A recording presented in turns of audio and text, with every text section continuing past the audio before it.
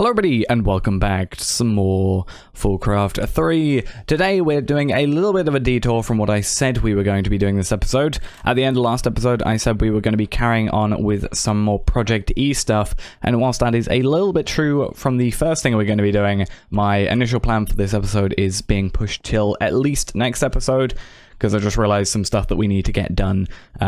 Just some organization stuff, which basically, the two things I primarily want to do today are I want to upgrade this energy collector Mark 1 to a Mark 2, and I want to get ourselves moved out of this house here, because it is somewhat restrictive in terms of how much space we have for our machinery. All we have is this 3x3 area really, and it's just a little bit compact, and our storage isn't exactly the greatest in the world. But as I said, the first thing I want to do is I want to upgrade this energy collector Mark 1 to a Mark 2. All we need to do that is get some glowstone and a bit of dark matter. All we need for the dark matter is a block of diamond and 8 Aeternalis fuel. I have the block of diamond, I have the glowstone, and all we need is the 8 Aeternalis fuel. We can do this in the Philosopher's Stone, the lovely thing about having it.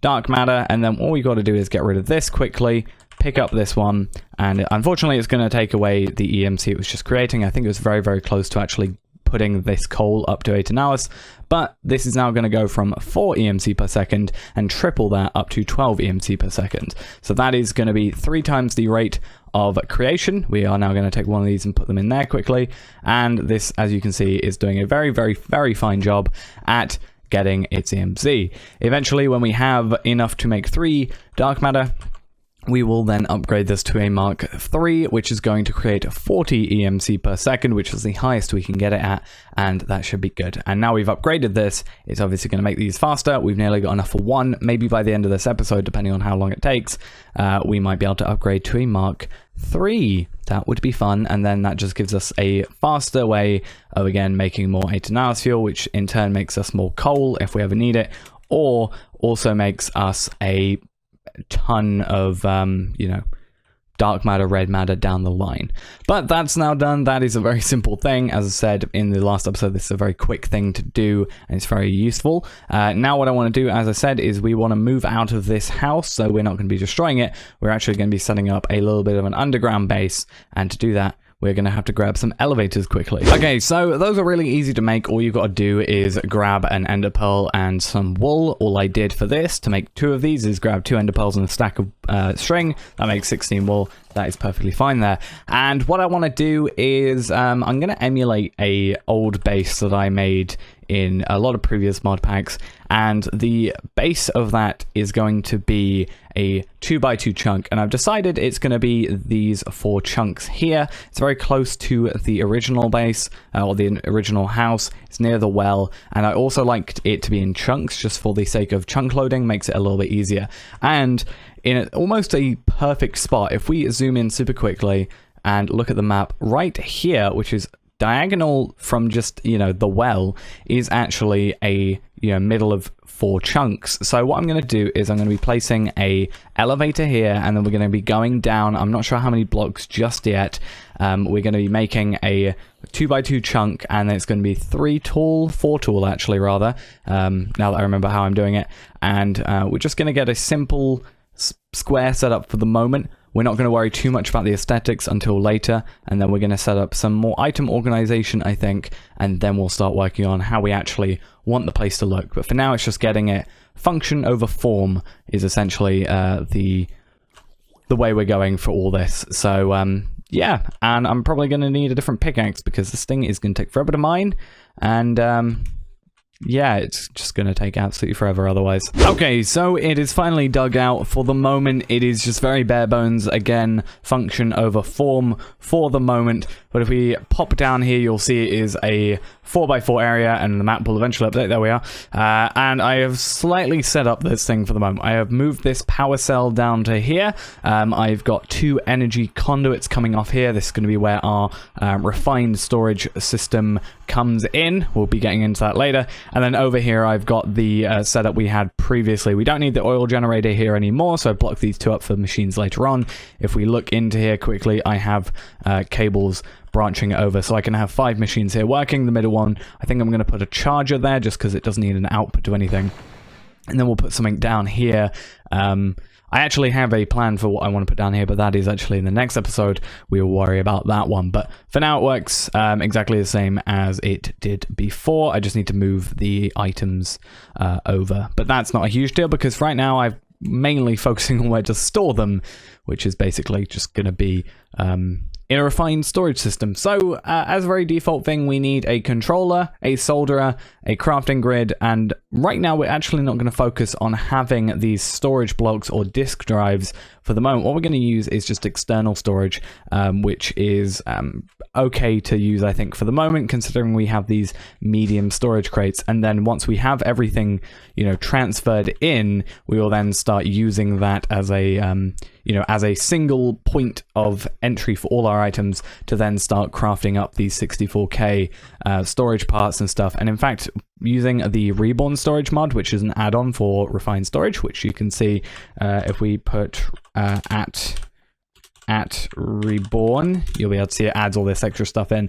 We have an upgrade from 64K and it goes all the way to 256K, 1024K, 4096K, 16,384K storage parts, and that's the highest tier. And we also need that later on for an NG condenser anyway, so we'll have to start working on those eventually. But as I said, for the moment, we're going to worry about external storage and just go with that. And then just, later on, once we've got everything in one place, we'll then start working on our actual, proper stuff. So I'm going to go grab everything I need for those. Shouldn't take too long. I think the only thing we need is quartz iron as a main thing. And I went and grabbed some quartz while I was waiting for stuff to finish in the background. So we should have everything ready. I just need to make it now. Step one is getting the controller to be made. So all we simply have to do is make a bunch of quartz iron. 12 should be enough for that. We're going to make a machine casing, and then that is all together. Now what we can do is place this down in our system. It will then start taking power, and we can get into making this solderer and stuff, all branching off this one controller here. And right now it is actually using 0 power because it's got actually nothing connected to it. It's just a power cell pretty much for refined storage. So now we need to get a solderer because we need that before we can get a crafting grid or even just a grid itself, because we need these cores and processors. Okay, time to solder. Placing that there. This will now start using a little bit more power and we can start using this thing. And later on we can even get some speed upgrades for it. However, we just need a little bit more items. Before we can do that, we need some improved processors. In fact, this shouldn't actually take too long. Maybe we can do that before we even start. Okay, finally, here is our crafting grid. So we technically have a working refined storage setup now. It is currently taking 15 FE per tick because I've upgraded this to 4 speed upgrades because it was relatively easy. So that's now gone from 3 to 11 per tick and 4 for the extra one here.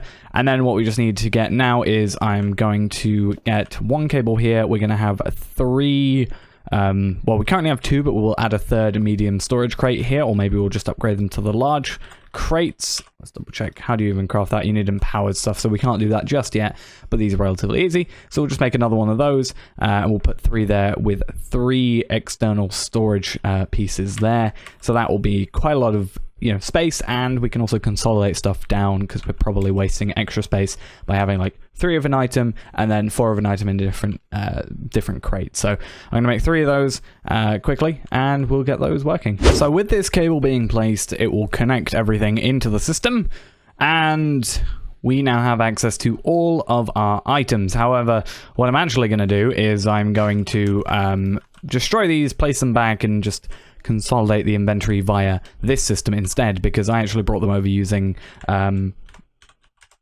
remember what they're called, these things. So just as it was. See, this is the lovely thing about having everything just with each other. I can now just very quickly make everything, providing we obviously have the items for it. I've also made an atomic reconstructor just because I can't get the one, I don't think, from up in the actually additions building, just to make the void crystals that I need. Or is it void crystal? Yeah, void crystal blocks, just to make the other crate. And just from destroying these and replacing them back, we have saved a bunch of space. So this is filled, that's fair enough. This is also filled, fair enough. However, this is only, the first half is filled, whereas we were using, I think, the full amount of this and like half of this second one. So Yeah, we've got a bunch of random items around here that aren't going to be too much use to us, but, you know, like these bows and such.